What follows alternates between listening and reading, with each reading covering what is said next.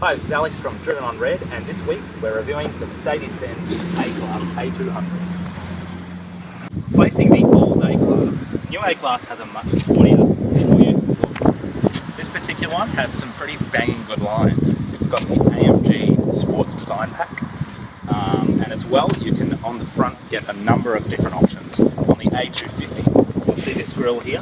This is the A200. And it's got a black grille with the two spokes along with the Mercedes typical very large dummy-sized logo. But on the A250 model, you can actually get a diamond grille that looks absolutely fantastic. This car comes with the AMG Sports Pack, which has nicer wheels, nicer mirrors, and a sports body kit. The A-Class comes with a number of different engines. Both the A180 and the A200 come with turbo petrol 1.6 litre engines, and the A200 CDI comes with a 2.2 litre diesel in Australia. Both the A250 and the A45 have 4-cylinder 2-litre engines, but in particular, the A45 is the most powerful production 4-cylinder engine in the world thanks to its increased kilowatts.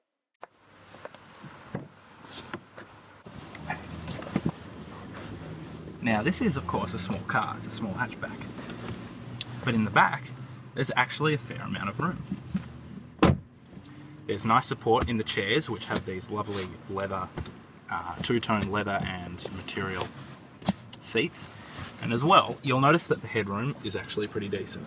I'm about 6'1", and fortunately they've got this gap which slopes back quite well to the behind the back of the chair, so there's plenty of room.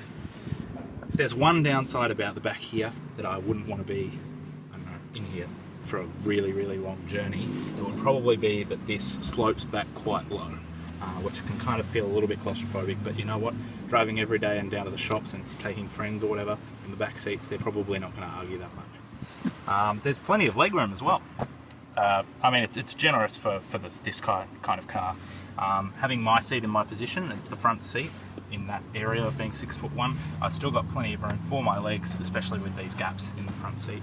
Though the middle seat, it's kind of rendered a little bit useless because of this fairly sizable transmission tunnel, even though it is a front wheel drive car, unless you get the top model which has four-wheel drive. Finally time to get into the driver's seat. Now, you'll notice from this design that it's a lot more sporty than Mercedes has been used to. It's got a very, very youthful appeal.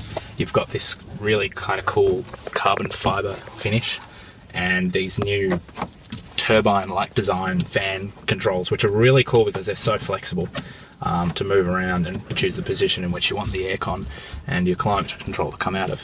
You do have this kind of iPad-y thing which has a bit of a big bezel and it looks like it's sticking out, but in a positive, it is the introduction to a lot of awesome new gadgets that Mercedes is bringing to all of their new cars, and the A-Class is kind of the start to that. So you've got this really nice sporty wheel firstly. It's got a nice leather finish. You've got these gaps in the leather as well, which are kind of air it out. And this comes, I think, with the sports pack, and you've got this red stitching.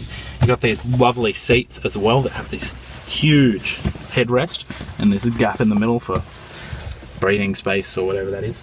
And as well, you've got a lot more room here because Mercedes, as with now all of their models, including when the new C-Class comes, has the gear changer up here for your automatic transmission, so you can go into drive, park, reverse, whatever, straight from here. It's a little bit strange to get used to, but I suppose you get a lot more room here for space. It's actually surprisingly practical as well. You've got these nice new cubby bins to store whatever you need. You've got your power there, and on this particular model you've got the standard version of the climate control, but you can get a better one as well. You've got these two cup holders and storage bin here which has your USBs for music connectivity with iPods. As well, you've got your normal bin and these cubbies as well, which will pretty well fit your drink bottle. Alright, so you've got firstly your dashboard, which is a really nice sporty design.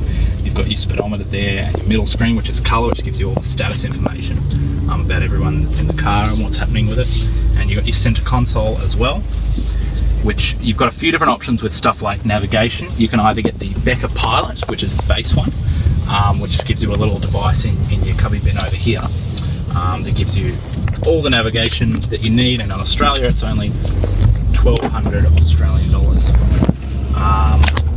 Then in addition to that, you've got the Command Online package, which is one of the most connected cars out. It actually gives you a lot of features. You can connect your phone, you've got internet connectivity, you can play music through Pandora, a number of different things, which is really cool. This car's got a lot of gadgets. So I'm going to turn on the fan and talk a little louder because it's pretty hot. Okay, so let's give this a go.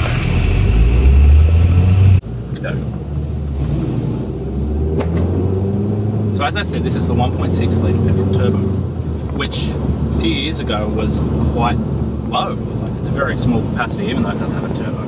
But I'll tell you what, along with a lot of the different technologies, like you've got Eco Start Stop, it's a really cool little engine. The 1.6 A200 with the increased 135 kilowatts and the 250 Newton meters of torque actually gives quite a lot of punch, and it's extremely fuel efficient. We're talking like between 4 to 5 litres per 100 kilometres, which is really, really good efficiency. And as well, with the foot down, it's got this really nice little note in it, a small engine, and it actually does have quite a bit of kick. Now, as I said, while we're driving along, this does have a lot of gadgets, including safety. It's got this stuff called, this suite of technologies, which I think Mercedes call pre-safe, which kind of preempts safety before things happen. So if you slam your brakes really hard and you've got all your windows open, they'll automatically come up to try and ensure that no debris comes into the car. And as well, you get up standard.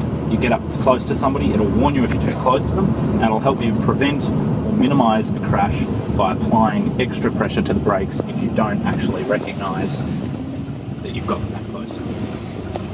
As well, so the Eco Start Stop just now has gone off, and it's kind of a bit strange, but at least the car is trying to save you some petrol. So as you can see, I really put my foot down there, and it's got some pretty surprising performance under this little 1.6 litre. It's really agile as well. I mean, the sports package, it has got quite firm suspension, which is a bit of a negative, I suppose. It's pretty tight, and you can feel almost every bump in the road. So if you could, you'd almost be better off getting the sports pack and asking them if they can keep the normal comfort suspension, but that's a lot with a lot of sports suspensions as well. The steering feel, it's very direct, and even though it is all electronic, as with most cars nowadays, it is actually quite, I don't know, it's pretty good. It's not too vague, it's nice and planted firmly. As well, you've got standard your parking sensors, your reverse camera, and an automated parking device which allows you to park the car automatically using just sensors, which is pretty cool. And what we'll do is we'll drive somewhere and show you that one. Just take a quick look at the boot space. Being a hatch, of course, it's going to be pretty small, but in its class, it's not necessarily the biggest boot out. It's got a bit of a lip here, and it's not the most dense boot in the world because it has got your, well, in this one, no spare tyre by the looks, but anything that needs to go under there. Overall, though, you can probably fit quite a few little things in there, and you can probably at least fit a medium to smallish size suitcase or two. And as well, the seats do go almost completely flat, which does give you a lot more room to put whatever you need in, like flat pack furniture, for example. So how does the A-Class compare to the competition? Well, in terms of ride quality, it drives pretty nicely, but it is a bit firm, especially with the sporty suspension. And as well, it's not as fun and captivating to drive as a BMW 1 Series. Of course, it's probably because this is front-wheel drive and that's rear-wheel drive.